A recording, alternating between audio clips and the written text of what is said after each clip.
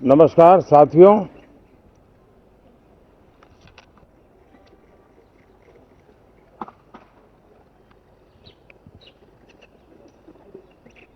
शीतकालीन सत्र है और माहौल भी शीत ही रहेगा।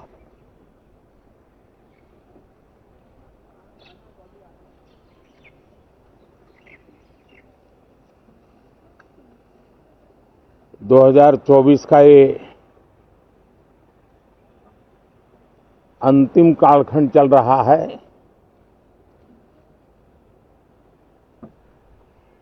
देश पूरे उमंग और उत्साह के साथ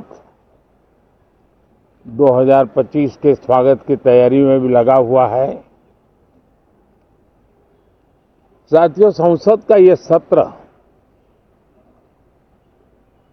अनेक प्रकार से विशेष है और सबसे बड़ी बात है, हमारे संविधान के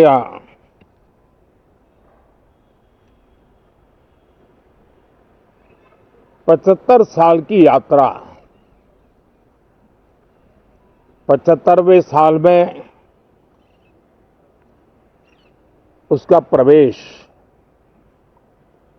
ये अपने आप में लोकतंत्र के लिए एक बहुत ही उज्जवल अवसर है। और कल संविधान सदन में सब मिलकर के इस संविधान के 75वें वर्ष की उसके उत्सव की मिलकर के शुरुआत करेंगे।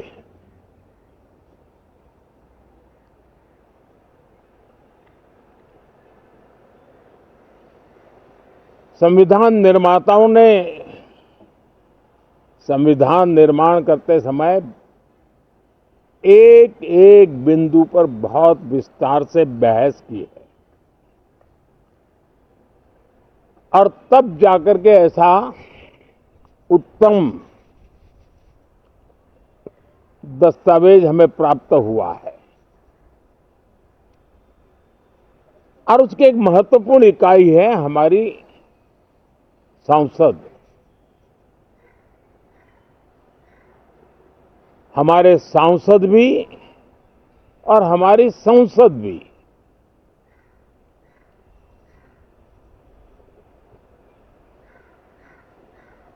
पार्लियामेंट में स्वस्थ चर्चा हो, ज्यादा से ज्यादा लोग चर्चा में अपना योगदान दें। दुर्भाग्य से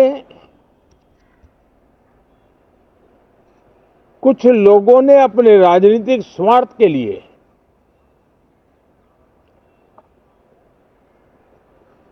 जिनको जनता ने अस्वीकार किया है,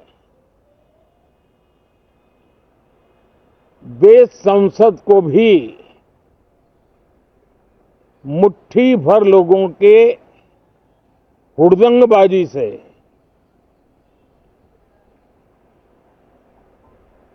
कंट्रोल करने का लगातार प्रयास कर रहे हैं। उनका अपना मकसद तो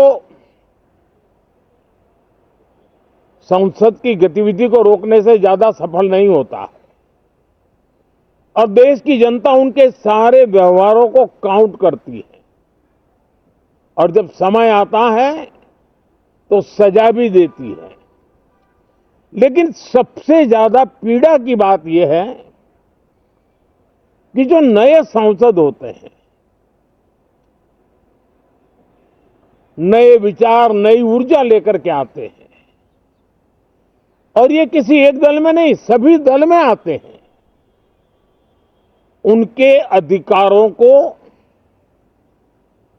कुछ लोग दबोच देते हैं। सदन में बोलने का उनको अवसर तक नहीं मिलता है। लोकतांत्रिक परंपरा में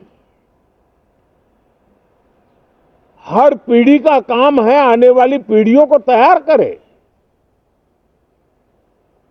लेकिन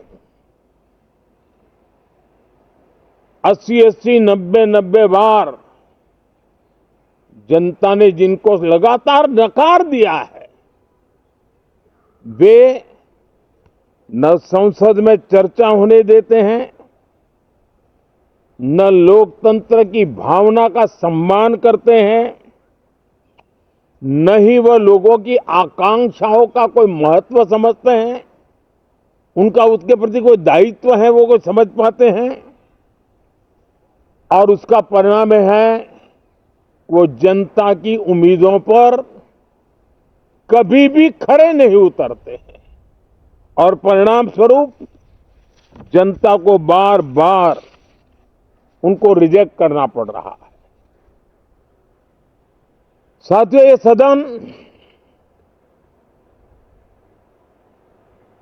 लोकतंत्र की 2024 के पार्लियामेंट के चुनाव के बाद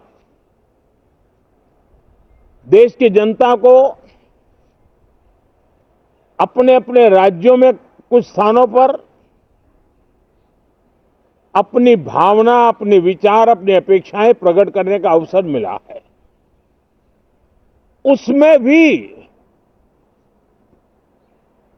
2024 के लोकसभा के चुनाव के नतीजों को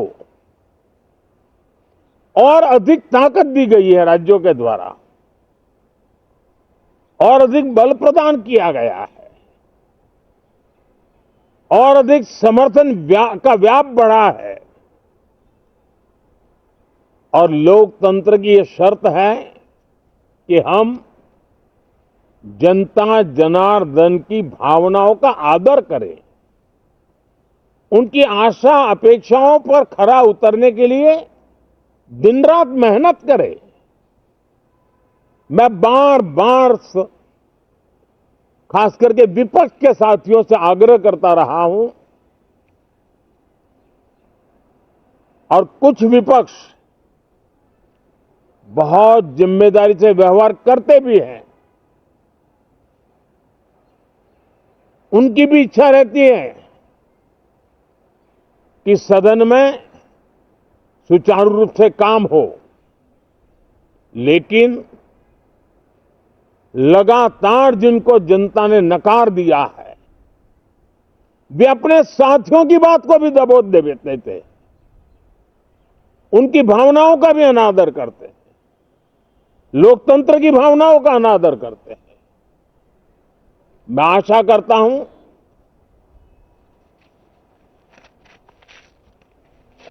कि हमारे नए साथियों को अवसर मिले। सभी दल में नए साथी हैं, उनके पास नए विचार है, भारत को आगे ले जाने के लिए नई नई कल्पनाएं हैं। और आज विश्व भारत की तरफ बहुत आशा भरी नजर से देख रहा है, तब हम संसद का समय का उपयोग वैश्विक स्तर पर भी भारत के आज जो सम्मान बढ़ा है, भारत का प्रति जो आकर्षण बढ़ा है, उसको बल प्रदान करने वाला हमारा व्यवहार रहना चाहिए। विश्व के अंदर भारत को ऐसे अवसर बहुत कम मिलते हैं जो आज मिला है, और भारत की संसद से वो संदेश भी जाना चाहिए कि भारत के मतदाता, उनका लोकतंत्र के प्रति समर्पण, उनका संविधान के प्रति समर्पण, उनका संसदीय कार्य पद्धति पर विश्वास, संसद में बैठे हुए हम सबको जनता जनार्दन की इन भावनाओं पर खरा उतरना ही पड़ेगा। और समय की मांग है, हम अब तक जितना समय गंवा चुके हैं उसका थोड़ा पश्चाताप करें और उसका परिमार्जन करने का उपाय यही है कि हम बहुत ही तंदुरुस्त तरीके से हर विषय के अनेक पहलुओं को संसद भवन में हम उजागर करें। आने वाली पीढ़ियां भी पढ़ेगी उसको, उसमें से प्रेरणा लेगी।